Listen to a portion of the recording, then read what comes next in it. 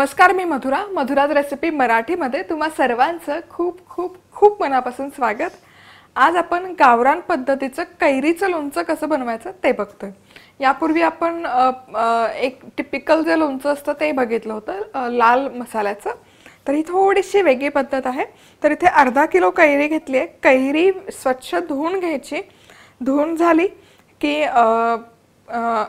कोरड्या नॅपकिनने किंवा पंचाने स्वच्छ पुसून घ्यायची आणि याचे असे हे तुकडे करून घ्यायचे. ज्यांच्याकडून कैरी घेऊन येतात ती लोक पण तुम्हाला हे तुकडे करून देतात. तर इथे कैरी मस्त तयार आहे आपली. अशीच खावीशी वाटतेय, पण लोणचं करायचं आहे. यामध्ये आपण अर्धा चमचा हळद घालूयात आणि 1 चमचा मीठ. आता हे व्यवस्थित असं मिसळून घ्यायचं.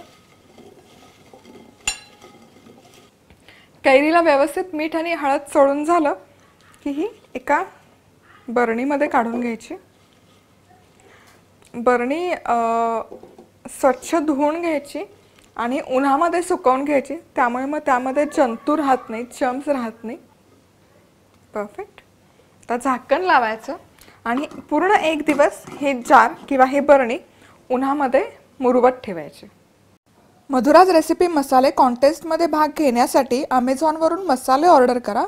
मसाले कसे ऑर्डर करायचे आणि कुठून ऑर्डर करायच्या दोन्हीही लिंक खाली डिस्क्रिप्शन बॉक्समध्ये आहेत. मसाले ऑर्डर केल्यावर ऑर्डर नंबर कमेंटमध्ये कळवा किंवा मग madhurasrecipe@gmail.com वर पाठवा. 3 लकी विनर्स निवडण्यात येतील आणि त्यांना मधुराज रेसिपीचं पुस्तक, एक सिक्रेट भेटवस्तू आणि सिक्रेट मसाला पाठवण्यात येईल. चला तर मग हे कैरीचं लोणच्याची बरणी मी 1 दिवस उन्हामध्ये ठेवली होती आणि तुम्ही इथे बघू शकाल मस्त असं पाणी सुटलंय कैरीला. आता पुढची स्टेप. आता आपण मसाला बनवून घेऊया. तर मसाला बनवण्यासाठी सगळ्यात इथे आधी माझ्याकडे 1 पाव वाटी मोहरीची डाळ आहे. आता ही मोहरीची डाळ किराणा मालाच्या दुकानात मिळते.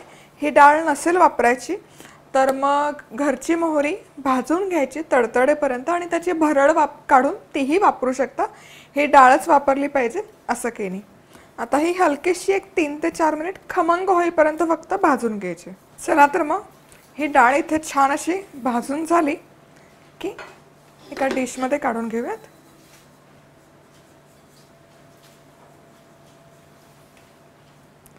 आणि आता याच तव्यामध्ये मीठ घालायचं. मीठ पण हलकंसं भाजून घ्यायचं. आता कैरीला आपण ऑलरेडी मीठ लावून घेतलेलं आहे त्यामुळे मिठाचं प्रमाण बेताने घ्यायचं. मी इथे फक्त 1 चमचा मीठ घेतलंय. मीठ भाजण्याचं कारण असं आहे की लोणचं टिकण्याची जी प्रोसेस आहे ती लोणचं जास्त काळ टिकतं मीठ जर भाजून घेतलं.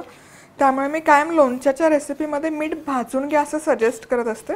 आता हे मीठ एक 4 ते 5 मिनिट आपण भाजून घेऊयात. मीठ हलकंसं भाजून झालं की मीठही काढून घ्यायचं.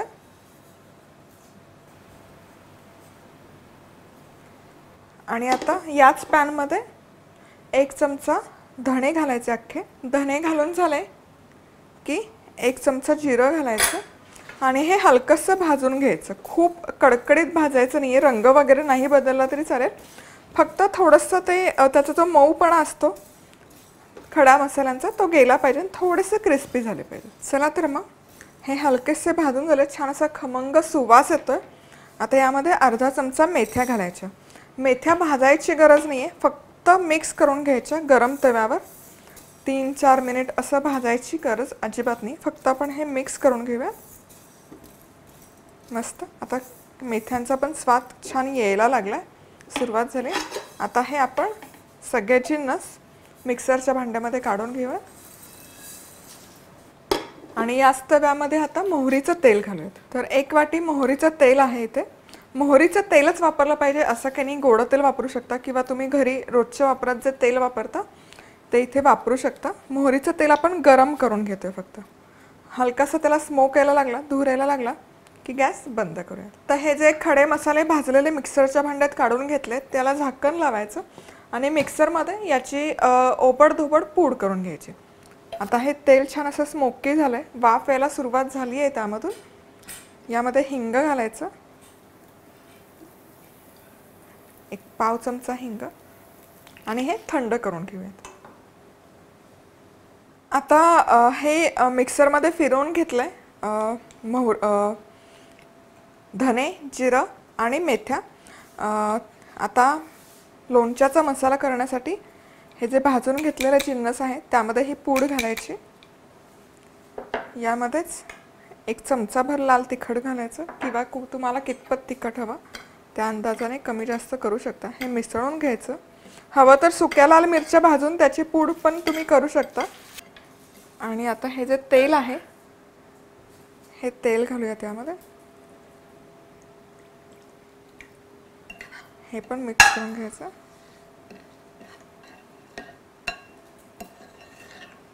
आणि हे जी कैरी आपण उन्हामध्ये ठेवून घेतली होती ही यामध्ये मिक्स करायची. त्यातलं पाणी काढायची गरज नाहीये, पाण्यासकट मिक्स करायची.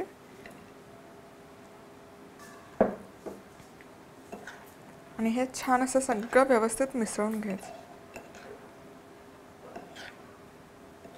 तर हे छान असं व्यवस्थित मिक्स करून झालं की बरणी घ्यायची, जी लोणच्याची बरणी आहे तीच घ्यायची. आता पुढची प्रोसेस. आता याच बरणीमध्ये हे लोणचं आपण काढून घेऊयात. खूप सुंदर दिसतंय.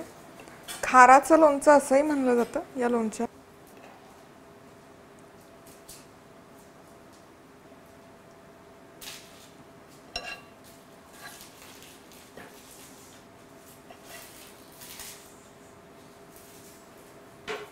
आणि आता हा जो उरलेला खार आहे हा आपण या बरणीवर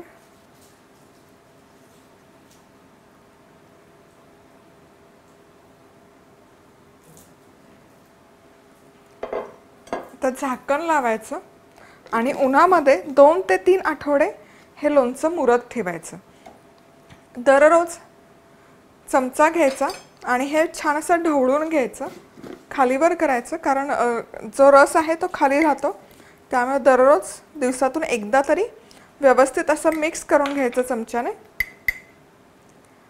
आणि मग पुन्हा झाकण लावून उन्हामध्ये ठेवून द्यायचं. 2 ते 3 आठवड्यात छान मुरतं. लोणचं मुरलं की मग तुम्ही ते घरामध्ये स्टोअर करू शकता. हवं तर मग फ्रीजमध्ये पण स्टोअर करू शकता. तर नक्की हे लोणचं बनवून बघा. बनवून पाहिलं तर लिंक कॉपी करून मित्रमैत्रिणींना नक्की शेअर करा. व्हॉट्सअप, फेसबुक कुठेही शेअर करू शकता. त्याचबरोबर सबस्क्राईब केलं नसेल तर जरूर सबस्क्राईब करा. तर आज वेळात वेळ काढून तुम्ही ही रेसिपी पाहिल्याबद्दल तुम्हा सर्वांचे खूप खूप खूप मनापासून धन्यवाद. पुन्हा भेटूयात अशाच एका छानशा रेसिपीबरोबर. तोपर्यंत मस्त रहा, खुश रहा, आनंदी रहा आणि सगळ्यात महत्त्वाचं खात रहा.